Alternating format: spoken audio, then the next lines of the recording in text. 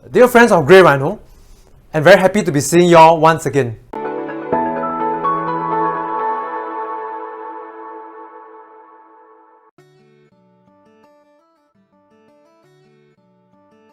The interest rate that the Federal Reserve has, actually that has not changed.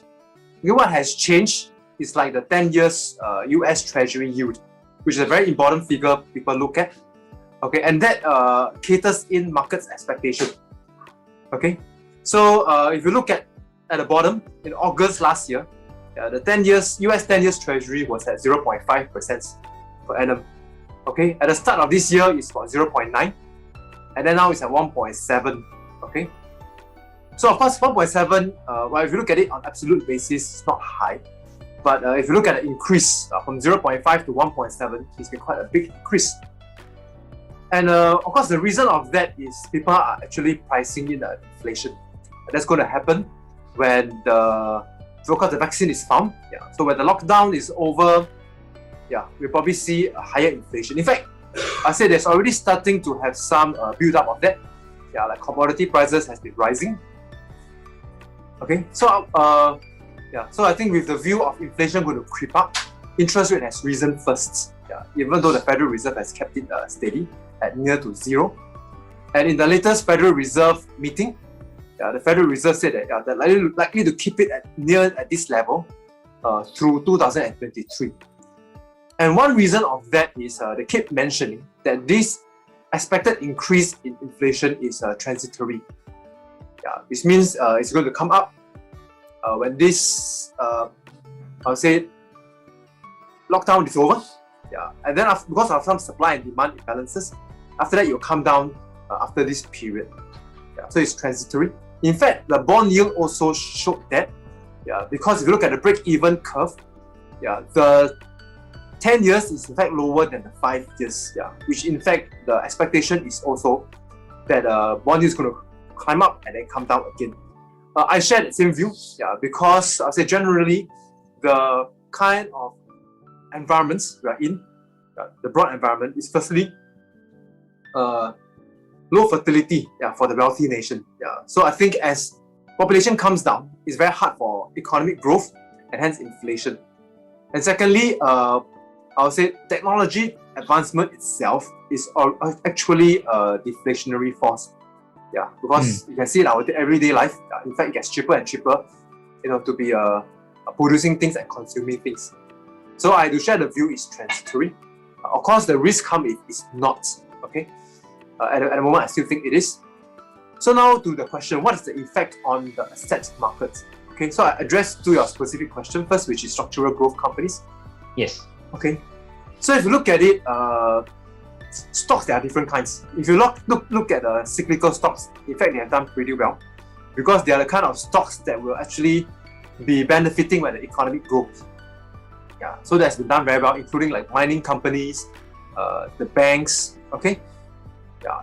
So the structural growth company, in fact, it came up and then it came down again. Yeah. So I think for the whole year, if you start from the start of this year, it's probably close to break even or maybe slightly negative. Yeah, you look at this technology company, but use Nasdaq as an example. Okay, why is it happening like that? As the yield comes up, the share price goes down. Okay, actually nothing has happened to this company. Okay, because this company, by and large, do not have a huge amount of debts. Okay, so it's not because now they have to pay higher interest rate on their debts. That's why their share price is coming down. Okay, I share it from two perspectives. Yeah, so it's help people understand. Because generally, how do people value stocks? Okay, they call it discounted cash flow. Okay, that means because if you look at it, let's say the earnings 20 years down the road is going to worth less than the earnings today. Okay, and precisely for growth company, the bulk of their earnings is behind. Guys, later on. That's why they call it growth. Now it's small, then it's going to go up. Yeah. So the earnings later on is going to be worth much more. And hence, the increase in interest rate through the discounting mechanism will have a magnified effect on the growth companies. Okay, that is not to say that they won't benefit, because they are still equities. So if the economy does pick up, that will also have some tailwind for their earnings. So currently, I think that the view is that the effect from the higher interest rates that is affecting the valuation is more than the benefits from increase in earnings as due to economic growth. Or simpler way to put it, okay, well, some people may not understand what I just said. Okay, so a simpler way to put it is, well, if you look at stocks relative to cash, right? Yes. So let's say if cash previously was at 0, a stock yield, let's say, give 2%, would have been pretty attractive for 2% versus 0. Now, if interest rate comes to 2, the stock price will no longer be attractive, and hence the price will come down until the earnings yield of the stocks become, let's say, 4% or 5%. So there's this factor to look at it as a competing asset class, which is cash. So generally, I say that's for structural growth stocks. So as inflation happens, as growth happens, there's always two effects. One effect is that of rising earnings, because stocks being companies, by and large, they should be benefiting from increased economic growth. So this part of it will tend to bring up the stock price. The other part of it is the discounting factor. As interest rate rise, the discount factor will actually make the stocks less valuable. So it depends which is stronger. Of course, for cyclical stocks, the growth part is stronger, and hence the share price increase. For the structural growth one, the discounting factor from the higher interest rate is stronger, so the price came down. I understand. Which I think is an opportunity. In fact, this year, as I said, I think this is transitory. I share the same view as the Fed. So I think, I don't think we've seen the end of it yet. So I think as we progress in this year, yield are going to go up further. And there will be bouts of volatility. And hence, at times, let's say where the growth stocks can drop 10-15%, which I think we have a real chance this year, I think it's a great chance to be picking up some of these structural growth stocks. Of course, I don't think this is permanent.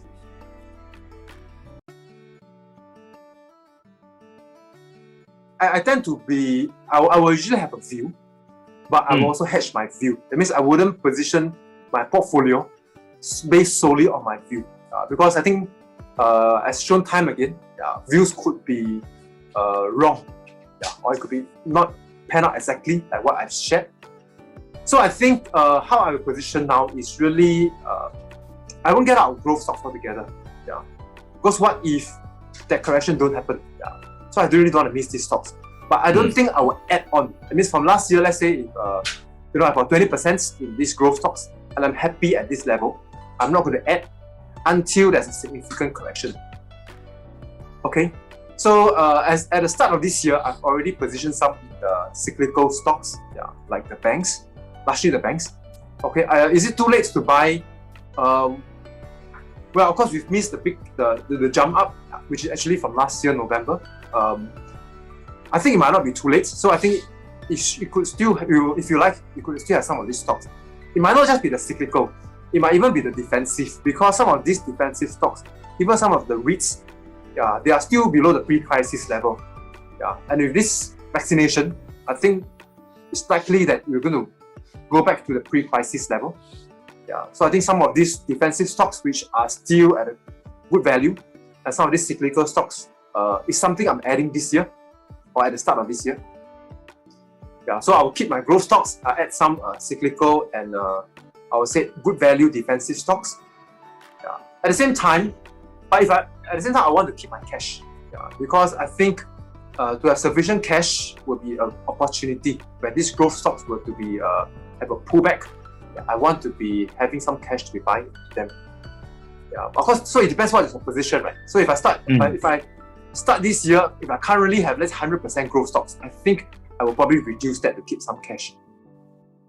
But when I came into the year with 20%, so I'm comfortable with that. Another about say 20-30% in this kind of defensive cyclical stocks. So the rest of it, I think I will have cash. And also, in fact, last year I think it was a very good choice. We chose to invest in China bonds. So if you look at the US bonds, because the yield has been going down, if you look at the shorter term let's say it's intermediate, 7 to 10 year kind of US treasuries, it has came down like about 7 to 8%. If you look at the longer term one, like 30 years treasuries, it has came down 20%. But it's just since late last year to now, around from August last year to now. So it's gone down 20%, which is huge for bonds. Yeah. So I say since last year, we have been cautioning not to get into long-dated government bonds because they are not attractive. Yield are very low. And if anything is good, if it's going to move, it's slightly going to move upwards. Yeah, and true enough, it has gone upwards. So we choose to position in the Chinese government bonds.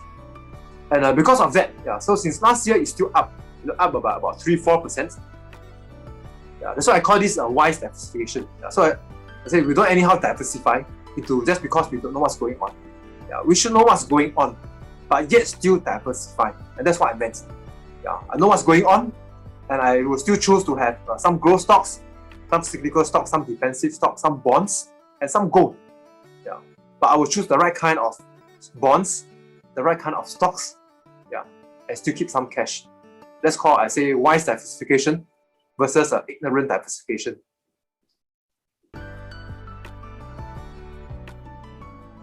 If you'd like to be listening regularly to the Grey Rhino YouTube to gain more financial knowledge and also investment wisdom, do subscribe below to the Grey Rhino YouTube channel and remember to turn on your notification.